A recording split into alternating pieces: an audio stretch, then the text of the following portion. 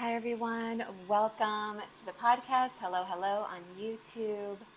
Happy Thursday, and welcome to our final summer series, our manifestation series. Thank you for those of you who've been tuning in, and I have a fun episode today because I'm going to recommend my favorite books that I've read on manifestation. But first, for those of you who are new, I always like to take one cycle of breath together to kind of get us fully in the present moment, fully here. Let go of your week, let go of your day, and yeah, just be here now. So let me take a quick sip of my peppermint tea. Those of you on YouTube are seeing, got my little sprinkles of spirit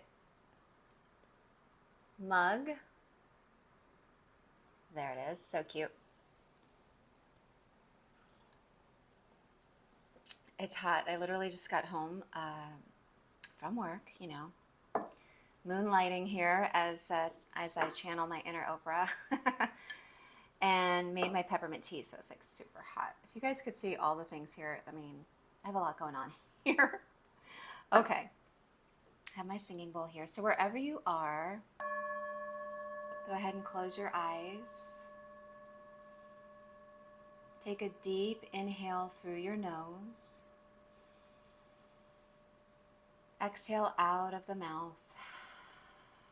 And just relax your jaw for a minute. Relax the face. The next inhale comes in through your nose. And just allow yourself to be open without any expectations. Just open to receive something you're meant to hear today. And then slowly open our eyes. Okay. Okay, thank you. The breath, powerful. Okay, so first I thought I would, let me move this over here, my tea, I don't want it to spill. Let's do a little recap, right, of our summer series. So we started out with shadow work. So for those of you who are maybe just tuning into the recap, you haven't had a chance to listen to the prior manifestation episodes, but I encourage you to do so. Here's a little recap. I started out with shadow work and explaining that if we are dwelling in a low vibration, meaning you're dwelling in a feeling of fear, anxiety, even depression or anger or judgment, all of these lower vibrations really are going to block the fruition of your manifestation. We're not really able to create and manifest when we're kind of dwelling and sitting in a low vibration. It just doesn't work. Everything is frequency, everything is energy. And if you think just in simple terms of like attracts like, we can't be dwelling in the lower to get to the higher. So the first step is to kind of dive into that, do some self-development work with a coach, I encourage therapy, really something to dive into your shadow. And we learned that those are it's the deep hidden, aspects of ourselves that are difficult to look at and we certainly don't want to share. However, we must do the work to confront them so we can begin to heal and understand where it is these underlying negative, feelings and emotions kind of come from, so that we can really take a look at it, acknowledge it, and we can begin to heal and release, and then get into our higher frequency and begin to manifest. So, okay. And the next episode, I gave you the very first step. We defined what it means to manifest. And, I know a lot of you who are on this journey with me, or, you're into spirituality, or maybe you're a yoga teacher who's diving into your own personal growth journey. Manifestation is such a hot topic. It's everywhere. And I really dove deep in the last few years, but looking at these books that I'm going to suggest, just a few of my favorite. I'm such a book junkie, it's crazy. looking back on some of these books, even before 2012, I've been reading on it. So it's been like a really long process to fully understand and fully grasp manifestation, what it is, how to do it, and see it really working in your life. It's a process, and it's a hot topic. And I dove into, really clarifying for you what it means to manifest, right? It means to experience, having something, a vision in your mind, and we want to experience it through our senses. We want to touch it, we want to see it, um, we want to experience it. So it's really having a dream and seeing it as your new reality, experiencing a new reality, right? And then we moved on. I talked about the Manifest Challenge I did with Gabby Bernstein, how to pay attention to what she calls driftwood, which I do believe in signs from the universe. And I think I'll do a whole separate episode on signs because that's a fun topic. Um, you can ask for signs from the universe and the universe delivers. So that's really, really cool. Something to work about and journal on the signs that the universe is giving you along the way while you're manifesting. Pay attention to the signs. They're everywhere. We just have to notice them and pay attention. And when we become conscious, people who move through life as conscious human beings, we start to notice all the signs. So that's a lot of fun. And then I moved into really what I call the heart of manifesting, and that's the mind-body connection. And I really dove deep into that with Dr. Joe Dispenza, and check him out. He's all over YouTube, podcasts, books. Go to his website. He does workshops. He does whole weekend workshops, week-long workshops about manifestation, but really diving into the power of our mind and body connection and really utilizing the tool of meditation, which is free. And we all have the power to make that a part of our lives. And meditation is, I'm going to tell you, probably the most important part of the manifestation process. We have to drop in.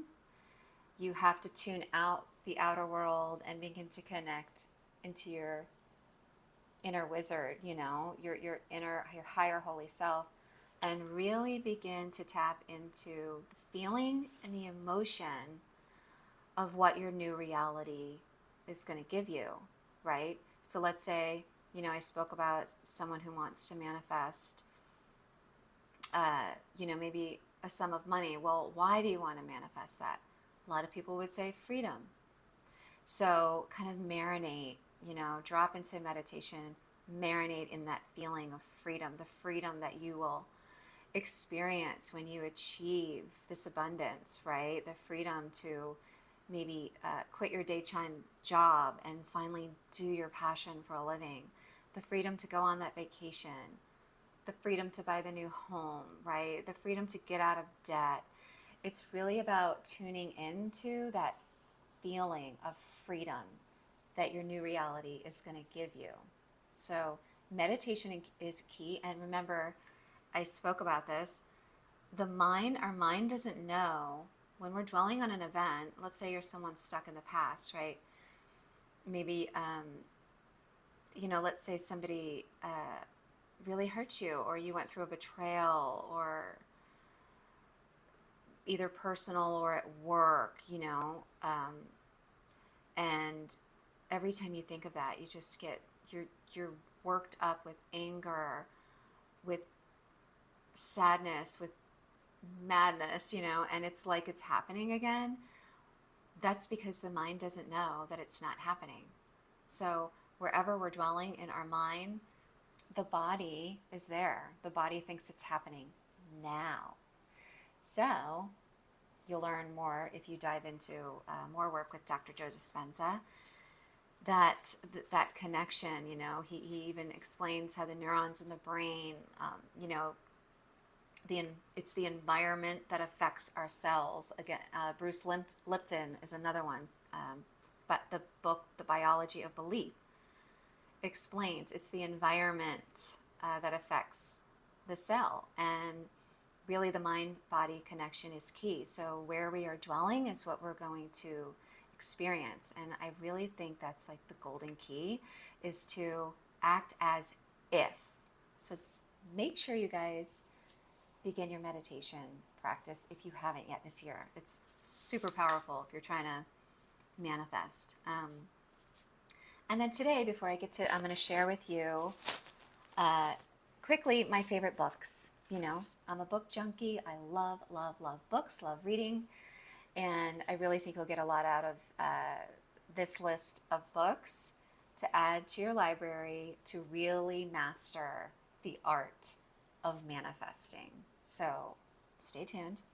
But first, the one last thing I want to tell you guys about manifestation is, and this is really important, and I did a prior podcast on it, and that's the power of surrender. So there are times where you're in the feeling, you're doing the meditations, you're making the effort, you're taking divinely guided action steps, and maybe the thing is not happening.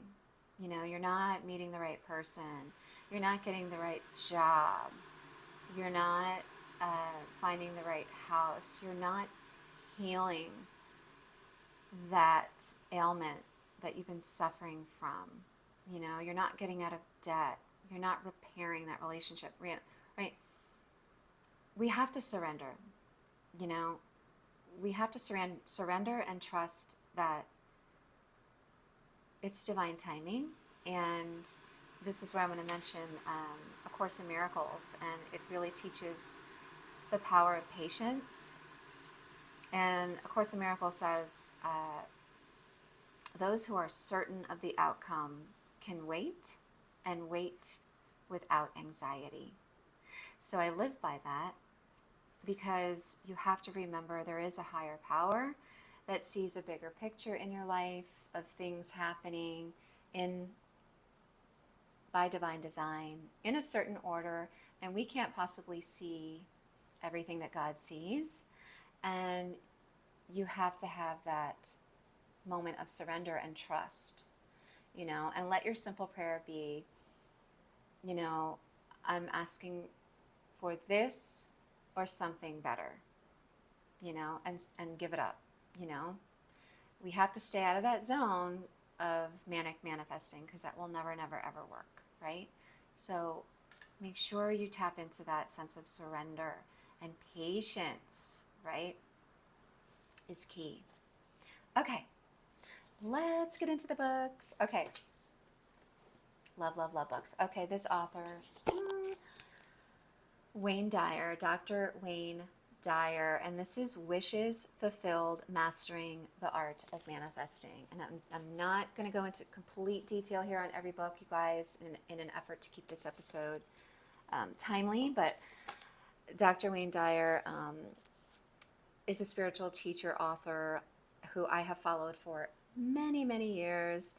And this book really teaches about what's called your I am presence within, tapping into that I am presence. So pay attention to the words I am and what comes after it, because that's what you're creating. So Dr. Wayne Dyer, Wishes Fulfilled. And it looks like I read this one back in 2012. So love that. Okay.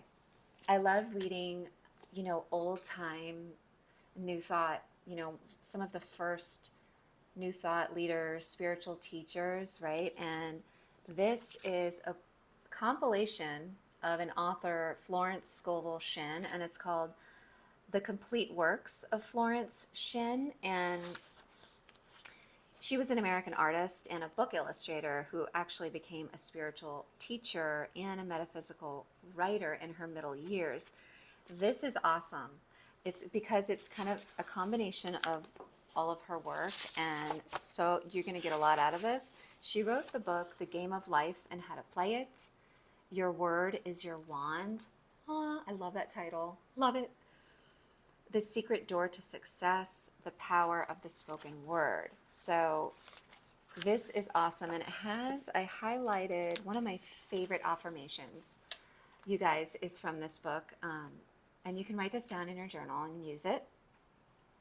So a really good affirmation. My supply is endless, inexhaustible, and immediate, and comes to me under grace in perfect ways. Boom. Love that. Okay, my girl, Gabby Bernstein. Hello. I'm sure you guys know Gabby Bernstein, spirit junkie girl, super attractor, okay? Methods for manifesting a life beyond your wildest dreams. And I really think this book is really particularly great for people who are new to learning about manifestation and spirituality, because she, for the first time, really dove into, what maybe some people kind of consider a little woo-woo, calling on your angels and spirit guides, which are all certainly there for you and really, really powerful. So this was an awesome, easy to read book. Highly recommend her too. She's all over. Okay, let me just tell you really quick, two more old timers. Feeling is the Secret by Neville Goddard, and this was published in 1944. I love it because these writings are still so relevant and so powerful and so simple and true. And he was a New Thought author and mystic. He lectured and wrote on the Bible, and he was really known to be one of the pioneers of the law of assumption. And one of my favorite quotes from him is, "It is not what you want that you attract what you believe to be true." Awesome. Love this. Okay, next, Your Invisible Power by Genevieve Berend. Another easy to read book, published in 1921. And she was a French author and a teacher of mental thought. And she helped bring visualization, talked about visualization as a powerful tool for manifestation. And on the back here, quick, it says, "Never forget that every physical thing, whether for you or against you, was a sustained thought before it was a thing." Awesome. Loved it. Another easy read. Okay. Finally, this is going down as my favorite book on manifestation. Look at all my stickies, you guys. Think and Grow Rich by Napoleon Hill. So, yeah, he studied many entrepreneurs and came up with these steps. So here it says, every chapter of this book mentions the money-making secret that has made fortunes for more than 500 exceedingly wealthy people, whom I have carefully analyzed over a long period of years. So the book contains the secret, which has been put to a practical test by thousands of people from almost every walk of life. This book is awesome, and it's not just about, Think and Grow Rich, not just about money. It's about anything. And I wrote here, actually I highlighted here, and I have to read it because it's so awesome. The focus on this one chapter, How to Outwit the 6 Ghosts of Fear.